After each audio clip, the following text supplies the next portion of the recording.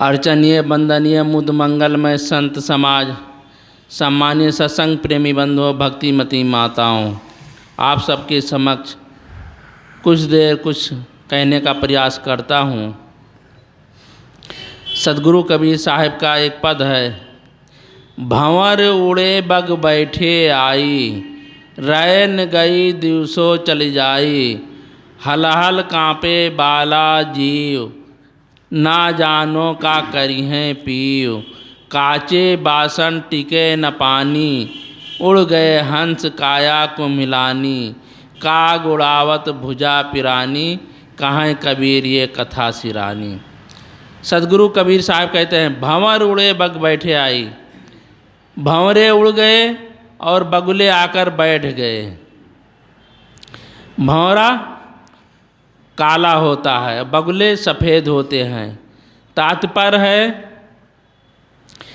कि बचपना से लेकर जवानी तक प्राय सभी के बाल काले रहते हैं, इसके बाद सफ़ेद होने लगते हैं।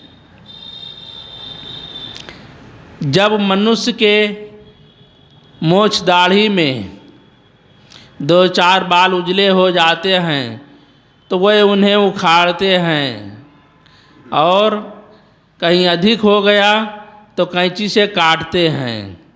तो इस प्रकार से लोग अपने बाल को कृत्रिम प्रकार से रंग रोशन भी करते हैं, उसमें नाना प्रकार के औषध का प्रयोग करते हैं, केमिकल लगाते हैं जिससे कि बाल काला दिखे। तो सदगुरु कबीर साहब कहते हैं कि तुम अपने आप को कितना भी कृत्रिम ढंग से सजा लो, संवार लो, लेकिन जो तुम्हारे आयु का प्रवेश है, जो तुम्हारी आयु है, वो निरंतर क्षीण हो रही है। अवस्था के प्रवाह को कोई रोक नहीं सकता है। आदमी जवान होता है, फिर बूढ़ा होता है, फिर एक दिन संसार से सदैव के लिए चला जाता है। ऐसे ही आदमी की दशा होती है।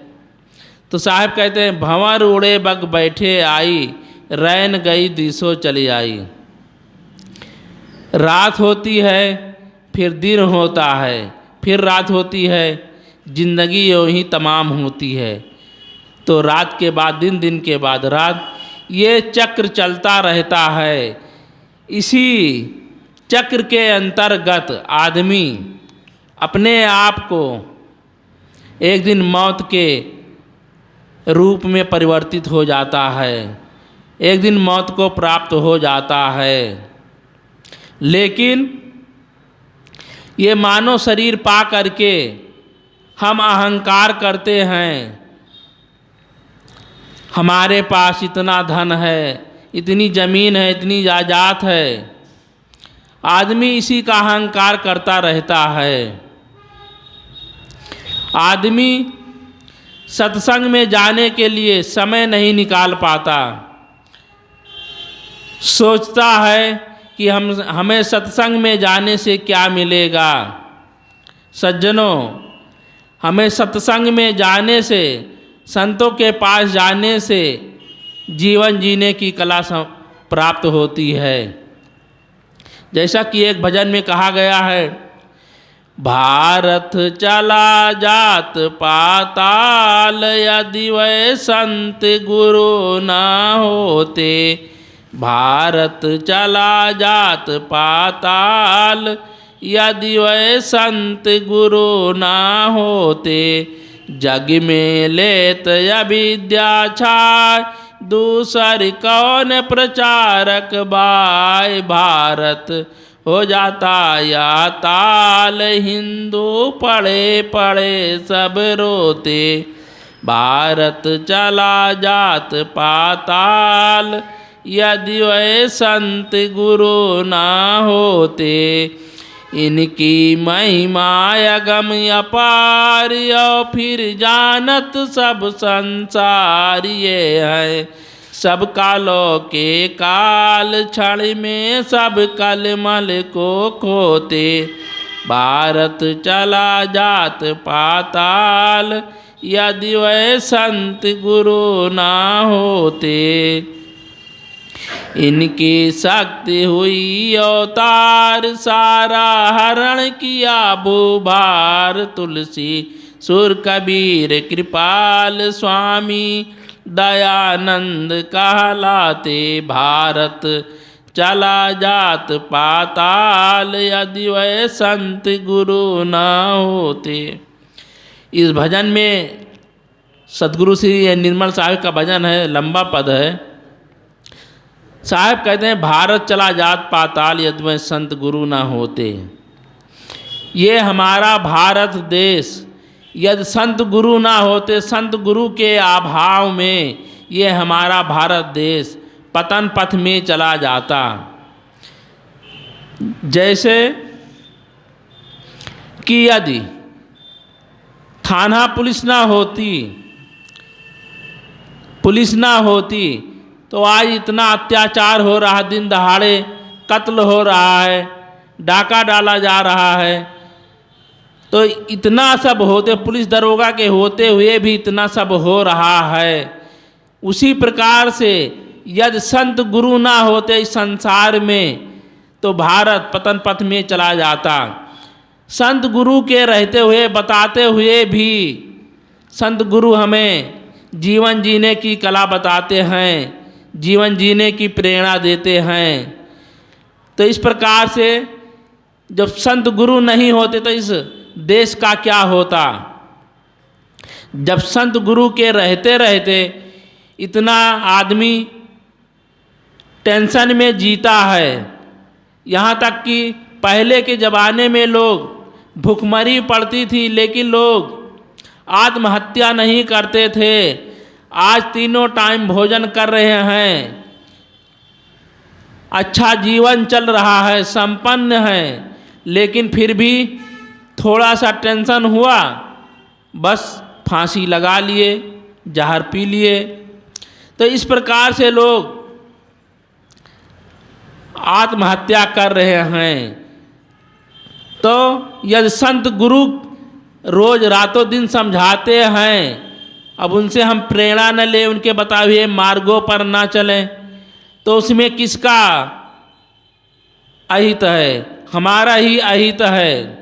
इसलिए साहब कहते हैं भंवर उड़े बग बैठे आई, रैन गई दिसो चल जाई।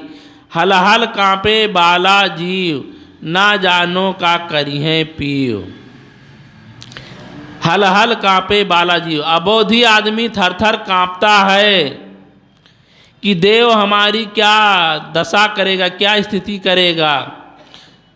आदमी जब गलत काम कर लेता है तो उसका परिणाम भोगने में वो परतंत्र हो जाता है। जब तक हम गलत काम नहीं करते हम स्वतंत्र रहते हैं, लेकिन गलत काम कर लिए तो उसे भोगने में हम परतंत्र हो जाते हैं।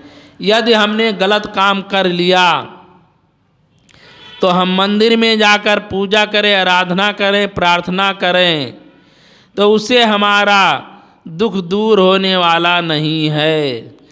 हमने यदि गलत काम कर लिया है तो उस गलत काम को भोग करके ही हमें उससे छुटकारा मिल सकता है, अन्यथा उससे छुट्टी नहीं मिल सकती है। हम मंदिर में जाकर कितना ही पूजा आराधना कर ले, प्रार्थना करें, लेकिन हमें उससे छुटकारा मिलने वाला नहीं है।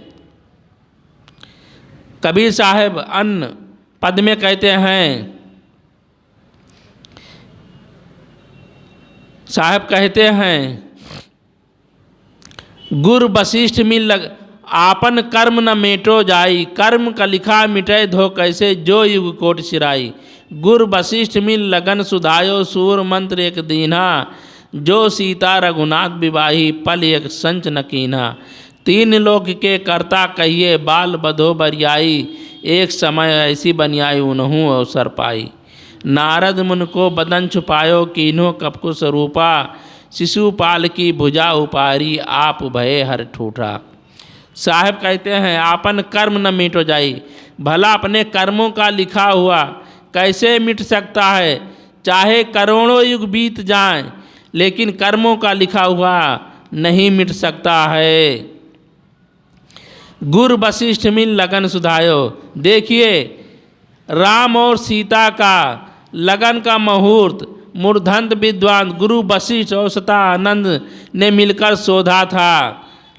लेकिन जिस दिन से राम और सीता का विवाह हुआ, एक पल भी चैन से नहीं रह सके। जब जनकपुर में शादी होती है और धनुष को रामचंद्र जी तोड़ देते हैं, तो परशुराम क्रोधित हो जाते हैं, फरसा लेकर वे तैनात हो जाते हैं। कहा किसने ये धनुष को किसने तोड़ा। तो इस प्रकार से ये पहली घटना उनके जीवन में घटती है। और फिर आप लोग जानते ही हैं, वहाँ से आने के बाद फिर उनका वनवास हो जाता है। 14 वर्ष के लिए वनवास चले जाते हैं। फिर वहाँ पर सीता का हरण होता है, राम रावण में युद्ध होता है। फिर सीता जी रावण के कैद से छूट करके जब आती हैं, रामचंद्र जी अयोध्या वासियों के कथनानुसार फिर उन्हें जंगल में निकाल देते हैं रामचंद्र जी। तो कहाँ एक पल, कहाँ वो चैन से रह पाई। रामायण में एक जगह आता है, जब सीता जी गर्भवती थी, इस हालत में लक्ष्मण जी के साथ रामचंद्र जी ने कहा कि जाओ इन्हें जंगल में छोड़ करके आ जाना। तब सीता जी को जब छोड़ करके लक्ष्मण जी रोने लगते हैं, तो सीता जी कहती हैं, लक्ष्मण तुम क्यों रोते हो, बस 1-2 दिन की तो बात है, हम फिर वापस अयोध्या लौट चलेंगे। तो लक्ष्मण जी ने रोते रोते कहा, माता जी आपको रामचंद्र जी ने सदैव के लिए निकाल दिया है। तो वह मूर्छित हो जाती हैं, बेहोश हो जाती हैं। जब मूर्छा से जागती हैं तो कहती हैं, हमारा विधाता रूठ गया है, हमने जीवन में कौन सा भरपेट पाप किया था कि आज हमें ये दिन देखना पड़ रहा है। जिन्हें हम 3 लोक की जननी कहते हैं, 3 लोक का कर्ता कहते हैं, आज वह भी एक विधाता को, किसी कर्ता को याद कर रही हैं। तो साहब कहते हैं कि भंवर उड़े बग बैठे आई, रैन गई दिसो चल जाई, हल हल कांपे बाला जीव, ना जानो का करिए पीऊ। अबोधी आदमी थर थर कांपता है, देव हमारी क्या दशा करेगा। अरे भाई, जब हमने गलत काम कर लिया, चोरी करता है आदमी, 1 दिन नहीं पकड़ाएगा, 2 दिन नहीं पकड़ाएगा, लेकिन किसी ना किसी दिन तो वो पकड़ा ही जाएगा। किसी ना किसी दिन तो वो पुलिस के द्वारा दंडित किया ही जाएगा। यहाँ तक कि पुलिस के पास जाने तक की नौबत ही नहीं आती। जनता जब उसे पकड़ लेती, लोग पकड़ लेते हैं, तो उसे मौत के घाट उतार देते हैं। मारते मारते इतना मारते हैं कि वो शरीर ही छोड़ देता है। तो इस प्रकार से आप कहते हैं, हल हल कांपे बाला जीव, ना जानो का करिए पीऊ। काचे बासन टिके न पानी, उड़ गए हंस काया को मिलानी। साहब कहते हैं, जैसे मिट्टी का कच्चा घड़ा हो तो उसमें पानी कब टिकने वाला है, उसी प्रकार से ये हमारा मनुष्य शरीर मिला है, ये क्षणभंगुर है, कब भी नष्ट जाए, कब नष्ट हो जाए, इसका कोई भरोसा नहीं है। यहाँ तक कि वायुयान में उड़ते हुए, ट्रेन में चलते हुए, बस में चलते हुए, यहाँ तक कि साइकिल से या पैदल चलते हुए कब शरीर नष्ट हो जाए, कब ये शरीर बिगड़ जाए, इसका कोई अता पता नहीं है। ये शरीर क्षणभंगुर है, लेकिन इस शरीर को हम पा करके यदि साधना भजन का काम नहीं करते हैं तो ये हमारा शरीर पाना, मानव शरीर पाना व्यर्थ चला जाता है। आज हमें सौभाग्य से मनुष्य का शरीर प्राप्त है। गोस्वामी तुलसीदास जी भी कहते हैं, बड़े भाग मानुष तन पावा, सुर दुर्लभ सदग्रंथ गावा। ये मनुष्य का शरीर बड़े भाग से मिला है, लेकिन इस मनुष्य शरीर को पा करके हम मनुष्यता का काम नहीं करते हैं। यहाँ पर आकर के एक भजन में आया है, मात गर्भ में कौल किया तो मैं भजन करूँगा तेरा, इस झूठी दुनिया में आकर नाम भुलाया मैं तेरा। ऋषि मुनि सब आते हैं समझाने के लिए, कुछ तो समय निकालो हरि का गुण गाने के लिए। जब आदमी माता के गर्भ में रहता है तो वहाँ संकल्प करता है कि मैं वहाँ जाऊँगा तो साधना भजन करूँगा, प्रभु का स्मरण करूँगा, भजन करूँगा। लेकिन यहाँ आकर आदमी मोह माया में भूल जाता है। आकर के आदमी यहाँ मोह माया में भूल जाता है, अपने आप को भूल जाता है कि मैं क्या कर रहा हूँ, मुझे क्या करना चाहिए और आदमी क्या कर रहा है, इस पर ध्यान नहीं देता। तो साहब कहते हैं कि तुम ये मानव जीवन मिला है, मानव जीवन ये क्षणिक, ये 2 दिन के लिए मिला है। हमें मानव जीवन 2 दिन के लिए प्राप्त है, तो इस मानव जीवन को पा करके हम अपने आप को साधना भजन में लगाएं, गुरु के बताए हुए रास्ते पर चले। लेकिन आदमी सोचता है कि अभी तो हमारी बहुत लंबी उम्र है, अभी साधना भजन करने की क्या आवश्यकता है। लेकिन सज्जनों, भजन करने की कोई उम्र नहीं होती है। देखिए, आप लोग देखते ही हैं हमारे आश्रम में कितने छोटे छोटी अवस्था से लोग आ जाते हैं, साधना करते हैं।